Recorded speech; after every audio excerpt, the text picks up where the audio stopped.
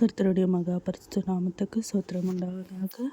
மீண்டுமாய் இந்த 3ஆம் நாளில் கூட கடவுள் இந்த ஆடியோ கிளிப் மூலமாக உங்கள் அனைவரையும் சந்திக்க கிருபை செய்கிற தேவனுக்கு சோத்திரம் உண்டாவதாக. இன்றைய தினத்தில் கூட நம்ம பெண்களை பற்றி, பைபிளில் இருக்கிற பெண்களை குறித்து பேசிட்டு வரோம். ஸோ நேற்றைய தினத்தில் முதல் பெண்ணாகிய ஏவாளை பற்றி பேசினோம். அவங்கள பற்றி, அவங்கக்கிட்ட வாழ்க்கையில் இருந்து நம்ம என்ன கற்றுக்கணும் அப்படின்றத குறித்து நம்ம அறிந்தோம். இன்றைய தினத்தில் கூட இரண்டாவதாக சாராளை குறித்து நம்ம தியானிக்க போகிறோம்.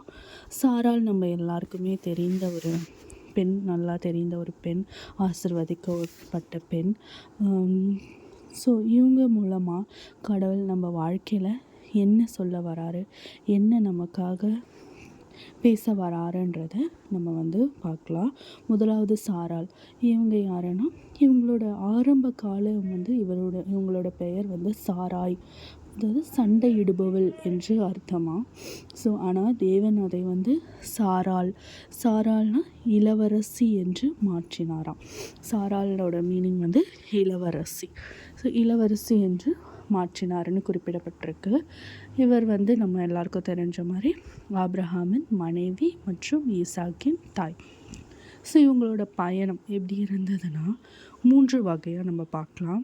கீழ்ப்படிதல், சோதனை, மனித முயற்சி. ஸோ ஃபஸ்ட்டு கீழ்ப்படிதல். தேவனுடைய அழைப்புக்கு அவங்க கீழ்ப்படிந்து தனது வீட்டை விட்டு அறியாத தேசத்திற்கு ஆபிரகாமோடு சென்றாங்க. அவங்க எதையும் யோசிக்காமல் தேவனை மாத்திரம் விசுவாசித்து கீழ்ப்படிஞ்சு ஆபிரகாமோட அறியாத ஒரு தேசத்துக்கு வந்த பெண்ணு தான் சாராள். ஆனால் அவங்களோட சோதனை என்னவாக இருந்ததுன்னா, நீண்ட காலம் குழந்தை இல்லாதது அவங்களுக்கு பெரிய சோதனையாக வாழ்க்கையில் இருந்ததுன்னு நம்ம எல்லாருக்குமே தெரியும்.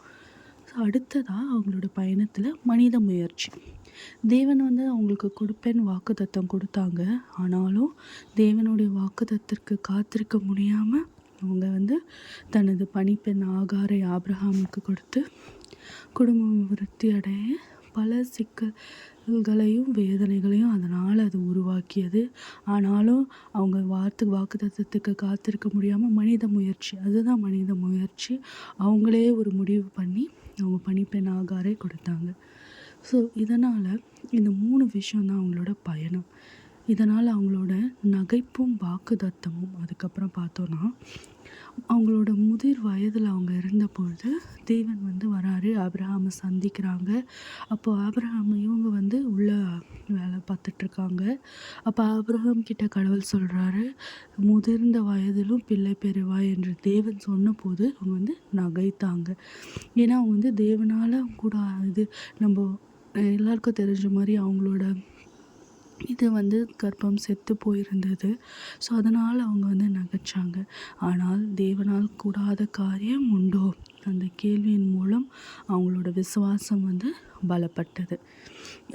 அதன்படியே அவங்க அவங்களோட 90வது வயதில் ஈசாக்கை பெற்றெடுத்தார். நம்ம எல்லாருமே இன்றைக்கி அது ஒரு வாக்குத்தத்தமாக, ஒரு விசுவாசமாக கடைப்பிடிச்சிட்ருக்கோம்.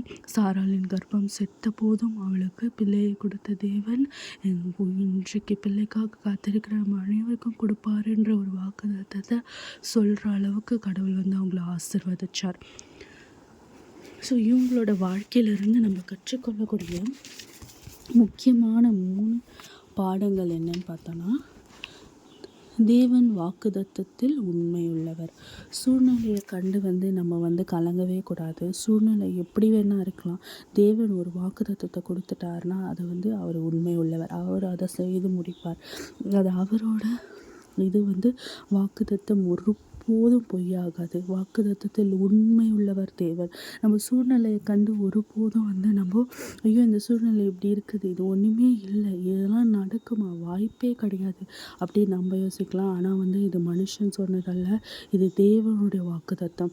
தேவனுடைய வாக்குத்தத்தம் அவர் சூழ்நிலை அல்ல. அவர் கொடுக்குற நேரத்தில் அவர் நிச்சயமாய் கொடுப்பார். அவரோட வாக்குத்தத்தம் என்றைக்குமே பொய்யாகாது. இன்னொன்று விசுவாசத்தின் தாய். அவங்க நடுவில் ஓகே, மனித முயற்சியில் அங்கங்கே ஸ்லிப் ஆகிருக்கலாம். ஆனாலும் அவங்க விசுவாசத்தின் தாயாக இருந்தாங்க. அவங்க விசுவாசித்தாங்க. அவங்களோட கர்ப்பம் செத்த போதும் கடவுள் சொன்ன அந்த வார்த்தை, அவரோட ஆகாத காரியம் ஒன்றும் இல்லைன்னு அவங்க விசுவாசித்த பிறகு தான் அவங்க 90வது வயதில் ஈசாக்கை பெற்றெடுத்தாங்க. ஸோ அந்த போல விசுவாசம் நமக்கு நிச்சயமாக இருக்கணும். சூழ்நிலையை கண்டு நம்ம பயப்படாமல் தேவனை மாத்திரம் நம்ம விசுவாசித்தோன்னா வாக்குத்தத்தம் நிச்சயமாக நிறைவேறும். மனைவியின் கடமை, அவங்க ஆபிரகாம் நம்ம முன்னாடி பார்த்த மாதிரி தனது வீட்டை விட்டு எல்லாத்தையும் விட்டு ஆபிரகாமோட வந்தாங்க. அவருக்கு என்ன, அதாவது அவர் விசுவாசித்தாங்க. அவர் என்ன இது பண்ணுறாங்களோ அவரோட ஆபிரகாமுடைய விசுவாசித்து ஆபிரகாமுக்காக இன்னொரு தேசத்துக்கு, அறியாத தேசத்துக்கு அவங்க வந்தாங்க. அவர் தேவனை விசுவாசித்த போது இவங்களும் தேவனை விசுவாசித்தாங்க.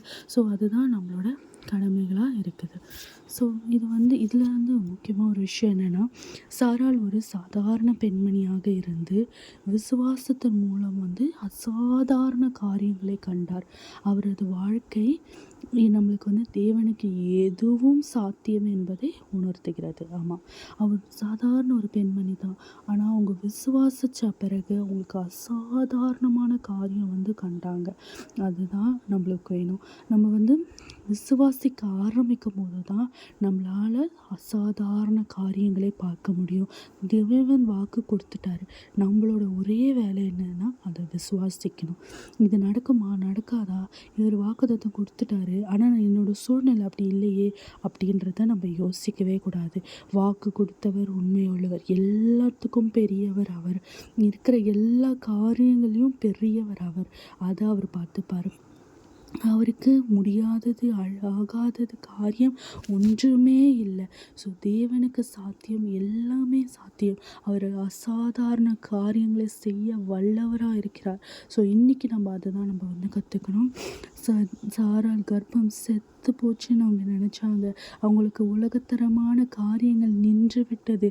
இனி குழந்தை பெறுவதுன்றது நடக்காத ஒரு காரியம்னு நினச்சாங்க.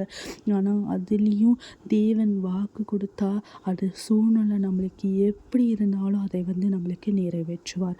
ஆனால் நமக்கு என்ன தெரியுமா வேலை? நம்மளோட வேலை விசுவாசிக்கணும். கடவுளை மாத்திரம் விசுவாசிக்கணும். சூழ்நிலையை விசுவாசிக்கக்கூடாது. நம்மளை சுற்றி இருக்கிறவங்கள விசுவாசிக்கக்கூடாது. நம்மளோட உலகத்தரமான விஷயங்களை விசுவாசிக்கக்கூடாது. உண்மையுள்ள தேவன், அனைத்துக்கும் பெரியவர் நம்மளோட தேவன். அவரோட வார்த்தையை விசுவாசிக்கணும். அவரை மாத்திரம் நம்ம விசுவாசிக்கணும். அவரை மாத்திரம் நம்ம பற்றி கொண்டோன்னா மீதி அவர் பார்த்துப்பாரு. நம்மக்கிட்ட அவர் எதிர்பார்க்குறது ஒரே ஒரு காரியம் மட்டும்தான், விசுவாசிக்கணும். அவரோட வார்த்தையை நம்ம விசுவாசிக்கணும், அவ்வளோதான். ஸோ இதன் மூலம் நம்ம நிச்சயமாக விசுவாசிச்சு கடவுளை இது பண்ணலாம், ஜெபிக்கலாம். நேற்றும் இன்று மாறாத நல்ல தகப்பனே, இன்றைய தினத்தில் கூட ராஜா சாராளை பற்றி நாங்கள் படித்தோம். அந்த சாராளுக்கு இருந்த விசுவாசத்தை எங்களுக்கு கொடுங்கப்பா. உலகத்தரமான காரியங்களை கண்டு நாங்கள் பயப்படாமல் அப்பா ராஜா, நீர் பெரியவர், உம்முடைய வார்த்தை பெரியது என்று நாங்கள் விசுவாசிக்க கிருபை செய்யுங்க ராஜா. அப்பா, உம்மை மாத்திரம் நாங்கள் விசுவாசிக்க கிருபை செய்யுங்க தகப்பனே. அந்த விசுவாசிக்கிற விசுவாசத்தை எங்களுக்கு கற்றுக் கொடுங்க தகப்பனே. அப்பா ராஜா, நீரை நாங்கள் விசுவாசிக்க கிருபை செய்யுங்க அப்பா. விசுவாசத்தின் ஆவியை எங்களுக்குள்ள ஊற்றுங்க தகப்பனே. நீர் நல்லவர், வல்லவர், போதுமானவர் என்பதை நாங்கள் விசுவாசிக்கணும் தகப்பனே. அப்பா, இன்றைய தினத்தில் நாங்கள் அந்த ஒரு விசுவாசத்தை நாங்கள் கற்றுக்கொள்ள கிருபை செய்யுங்க. சாராளுக்கு இருந்த விசுவாசத்தை எங்களுக்கு தந்தரலுங்க ராஜா. அப்பா, நீர் உண்மை உள்ளவர், உங்களோட வாக்கு என்று பொய்யாகாது விசுவாசிக்க சூழ்நிலையை கண்டு நாங்கள் பயப்படாமல் தேவனே உண்மை நாங்கள் பற்றி கொண்டு விசுவாசிக்க கிருபை செய்யுங்க. இந்த நாள் முழுவதும் எங்களோடு இருங்க, வழிநடத்துங்க, ஆசீர்வதிங்க, பலப்படுத்துங்க. மீட்பர் ரட்சகருமாகிய இயேசு கிறிஸ்துவின் ஜெபிக்கிறோம் ஜீவன் நல்ல தகப்பனே, ஆமென்.